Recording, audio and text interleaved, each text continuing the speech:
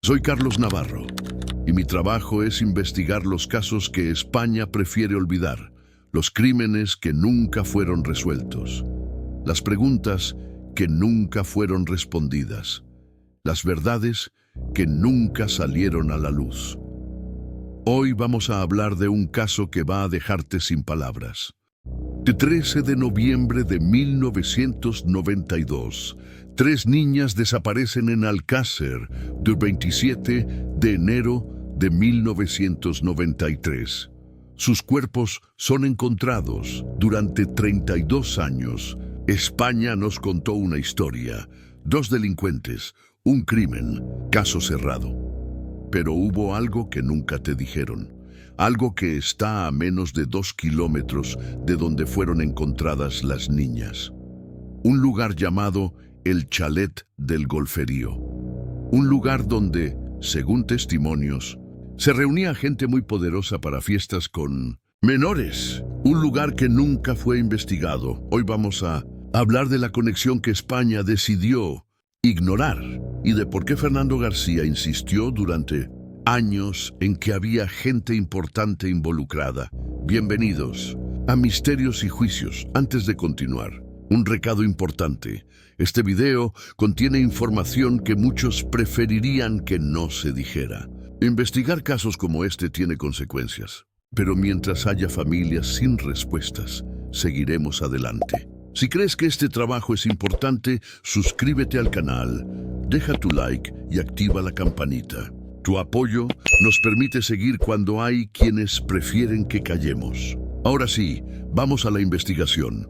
Para entender esta historia necesitamos ubicarnos geográficamente. Alcácer es un municipio pequeño de Valencia, unos 8,000 habitantes en 1992. A las afueras de Alcácer existe una urbanización llamada Tancat del Alter, una zona residencial. Chalets de gente con dinero. Tranquila, discreta, y en esa urbanización, según testimonios de vecinos y personas cercanas al caso, existía un chalet conocido localmente como el Chalet del Golferío, que significaba golferío. En valenciano es una forma de referirse a gente de clase alta, con dinero, con influencia. Los golfos bien vestidos. La élite local. Según testimonios que circularon en la zona durante años, ese chalet era usado para fiestas privadas, fiestas donde asistían políticos locales, empresarios, gente con poder, y donde supuestamente también asistían menores. Esto no es una teoría de conspiración inventada en Internet, son testimonios que fueron dados a investigadores independientes como Juan Ignacio Blanco en los años 90. Son rumores que toda Alcácer conocía, y son acusaciones que Fernando García, padre de Miriam, hizo públicamente durante años, pero nunca fueron investigados oficialmente. ¿Por qué? Aquí es donde la historia se vuelve aún más perturbadora. Según testimonios recogidos por investigadores independientes, algunas compañeras de clase de las 3 niñas fueron entrevistadas después de la desaparición, y al menos una de ellas habría confesado algo terrible, que Miriam García, en más de una ocasión, había mencionado haber asistido a fiestas donde había gente importante, que en esas fiestas le habían pagado dinero. No grandes cantidades, dinero de bolsillo para una niña de 14 años, suficiente para que pareciera atractivo. Las compañeras dijeron que Miriam nunca entró en detalles sobre lo que pasaba en esas fiestas, pero que mencionaba que había señores mayores y que le daban dinero por estar ahí. ¿Estos testimonios están en el sumario oficial? No. ¿Fueron investigados a fondo? No. ¿Fueron llamadas oficialmente a declarar ante un juez? No hay registro público de ello. ¿Por qué? Porque seguir esa línea de investigación significaba abrir una caja de Pandora, significaba investigar a gente poderosa. Y eso, en 1993, era impensable. Espera un momento. Sé que lo que estás escuchando es perturbador. A mí también me cuesta investigarlo, pero alguien tiene que hacerlo. Alguien tiene que seguir preguntando.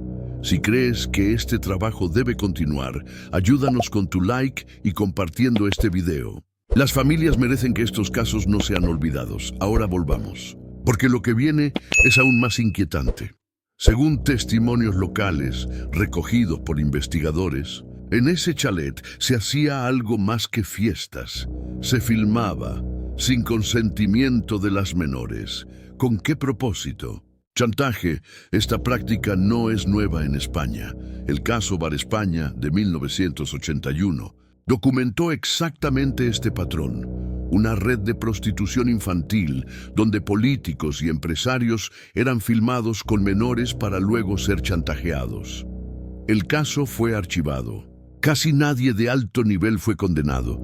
¿Es posible que en Alcácer existiera algo similar? La teoría es la siguiente. Las 3 niñas fueron a una de esas fiestas. Tal vez no por primera vez. Tal vez Miriam había ido antes y convenció a Toñi y Desiré de acompañarla. En esa fiesta vieron algo que no debían ver o alguien importante fue filmado con ellas y no podía permitir que eso saliera a la luz. O las niñas amenazaron con hablar y por eso fueron asesinadas no por Anglès y Ricard actuando solos, sino por orden de alguien con mucho más poder. Anglès y Ricard fueron los ejecutores, los peones, los que hicieron el trabajo sucio. Aquí es donde todo empieza a encajar de una forma escalofriante. Según testimonios de personas de la zona de Alcácer, Antonio Anglès no era solo un delincuente común, era un confidente de la Guardia Civil. Específicamente, en temas de drogas, Anglès les daba información sobre traficantes pequeños y a cambio tenía protección. Hacía lo que se llama el doble juego. Si esto es cierto, explicaría muchas cosas. 1. ¿Por qué nunca fue capturado, pese a los supuestos dispositivos de búsqueda masivos? 2. ¿Por qué Portugal avisó a España de un sospechoso que coincidía con Anglès, pero España no actuó a tiempo? 3. ¿De dónde salió el dinero para documentos falsos, pasajes de barco y contactos para huir? Antes de continuar, quiero pedirte algo. Investigar estos casos requiere semanas de trabajo. Hay quienes prefieren que no lo hagamos, pero tu suscripción nos da la fuerza para seguir. Si crees que estos casos merecen ser contados, suscríbete y activa la campanita. Ahora volvamos a la investigación. 4. ¿Por qué la investigación sobre su paradero se cerró tan rápidamente? Si Anglès era confidente, entonces Anglès sabía demasiado. Sabía quién le había ordenado el crimen, sabía quién estaba en ese chalet, sabía quién era filmado. Por eso no podía ser capturado vivo. Por eso lo ayudaron a desaparecer. O, según algunas teorías, por eso lo eliminaron. El cadáver encontrado en la zona de Dos Aguas, cerca de donde aparecieron las niñas, nunca fue identificado oficialmente. Nunca se hizo análisis de ADN público. Nunca se comparó con la familia de Anglès. ¿Por qué? Porque si ese cadáver era Anglès, toda la narrativa del barco, de Irlanda, de la fuga internacional, se derrumba. Y si no era Anglès, entonces, ¿de quién era ese cuerpo? Entonces, ¿por qué el chalet del Golferío nunca fue investigado? ¿Por qué los testimonios de las compañeras de clase nunca fueron seguidos? ¿Por qué la teoría de las fiestas con menores fue descartada sin investigación? Hay 3 posibilidades. Primera, los investigadores nunca supieron de estos testimonios. Poco probable. Juan Ignacio Blanco los recogió. Fernando García los mencionó públicamente. Estaban ahí. Segunda, los investigadores consideraron que eran rumores sin fundamento y decidieron no perder tiempo. Posible. Pero, ¿no merecía al menos una visita al chalet? Al menos una entrevista oficial a las compañeras de clase. Al menos una línea de investigación. Tercera, los investigadores sabían exactamente lo que había en ese chalet.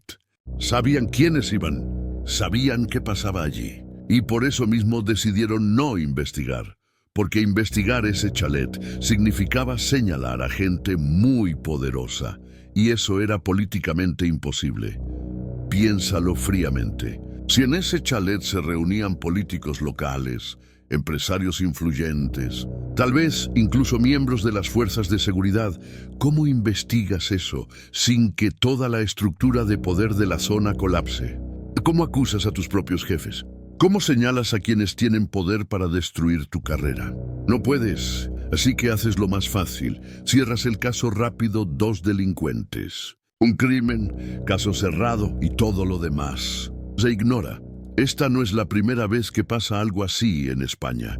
En 1981 estalló el escándalo conocido como el caso Bar España, un bar en Barcelona. Menores prostituidos, clientes de alto nivel, políticos, empresarios, gente con poder, filmaciones secretas, chantaje o exactamente el mismo patrón. ¿Qué pasó con ese caso? Fue archivado, algunos proxenetas fueron condenados, pero ninguno de los clientes de alto nivel fue jamás procesado. Los nombres fueron silenciados. Las filmaciones desaparecieron. El caso murió. ¿Te suena familiar? El patrón se repite. 1. Red de menores para gente poderosa. 2. Filmaciones para chantaje. 3. Investigación que señala hacia arriba. 4. Caso cerrado. Prematuramente. 5. Testigos ignorados o silenciados. 6. Nadie de alto nivel paga. Bar España en 1981, Alcácer en 1992, IC. Probablemente otros casos que nunca salieron a la luz. El patrón existe, está documentado.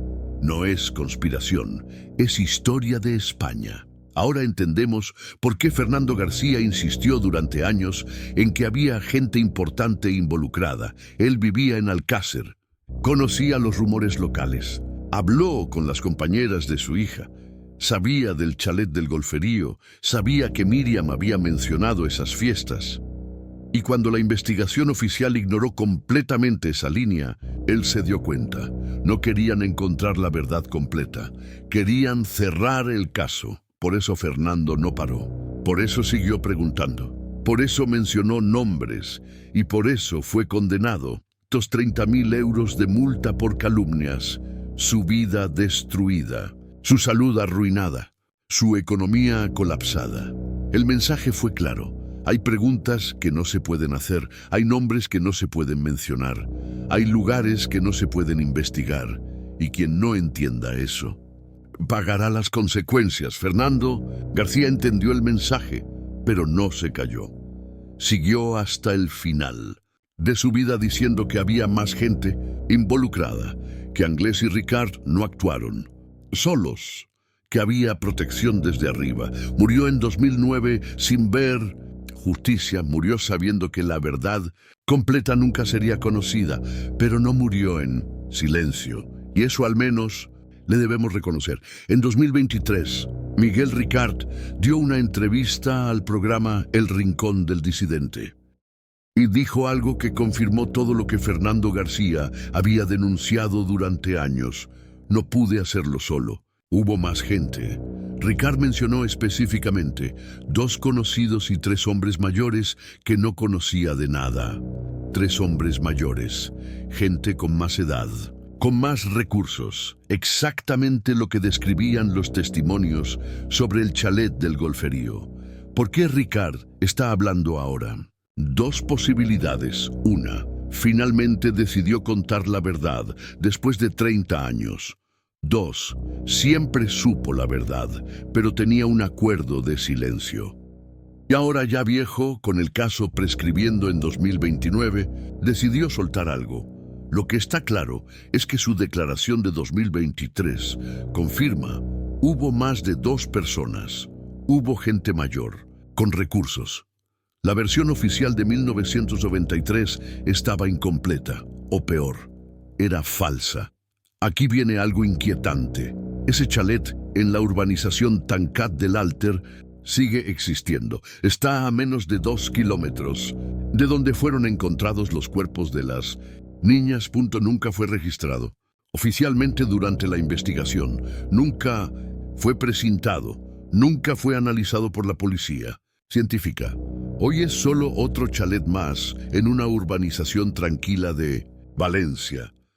Los vecinos que vivían allí en 1992 siguen recordando los rumores, pero nadie habla públicamente, porque hablar tiene consecuencias.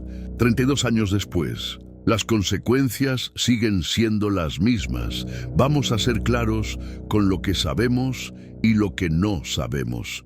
Lo que sabemos: existía un chalet en Tancat del Alter, conocido como del Golferío. Circulaban rumores locales de fiestas con menores y gente poderosa, compañeras de clase. Testificaron que Miriam mencionó asistir a fiestas donde le pagaban. Fernando García insistió. Durante años en que había gente importante involucrada, estos testimonios nunca fueron investigados oficialmente. El chalet nunca fue registrado durante la investigación. Ricard declaró en 2023 que había 3 hombres mayores involucrados. Anglés era conocido en la zona como posible confidente de la Guardia Civil. La investigación fue cerrada con velocidad sospechosa. Quien preguntó demasiado fue castigado. García, Blanco, Frontela, Navarro, que no sabemos nombres específicos de quienes frecuentaban ese chalet. Sí, realmente había filmaciones para chantaje, conexión directa y probada entre el chalet y el crimen. Sí, Anglés realmente era confidente oficial. ¿Qué pasó exactamente la noche de la desaparición? Pero no necesitamos saber todo para ver el patrón. El patrón de protección está ahí. El patrón de silenciamiento está documentado. El patrón de preguntas que no se pueden hacer es evidente. Y mientras ese patrón exista, casos como Alcácer seguirán sin resolverse completamente, porque la verdad no solo incomoda. La verdad destruye carreras, derrumba estructuras de poder, señala a gente que no puede ser señalada, y por eso España decidió no buscarla. Años después, el chalet del Golferío sigue ahí, silencioso, olvidado, ignorado, pero las preguntas siguen vivas. Y mientras personas como tú estén aquí, escuchando, cuestionando, buscando, la verdad no morirá completamente. Antes de irte, quiero preguntarte algo. ¿Crees que el chalet del Golferío debería ser investigado hoy, 32 años después? ¿Crees que los testimonios de las compañeras de clase deberían ser escuchados oficialmente? Déjalo en los comentarios. Queremos saber tu opinión, y si este video te impactó, si crees que esta información debe ser conocida por más personas, compártelo. Las familias de Miriam, Toñi y Desiree merecen que las preguntas sigan siendo hechas. En nuestro próximo video, vamos a profundizar en la entrevista completa de Miguel Ricard en 2023, donde menciona a esos 3 hombres mayores. ¿Quiénes eran? ¿Por qué Ricard te está hablando ahora? ¿Qué más sabe? No te lo pierdas, suscríbete, activa la campanita y sigamos buscando la verdad juntos. Hasta el próximo video de Misterios y Juicios. Gracias por estar aquí. Gracias por no olvidar.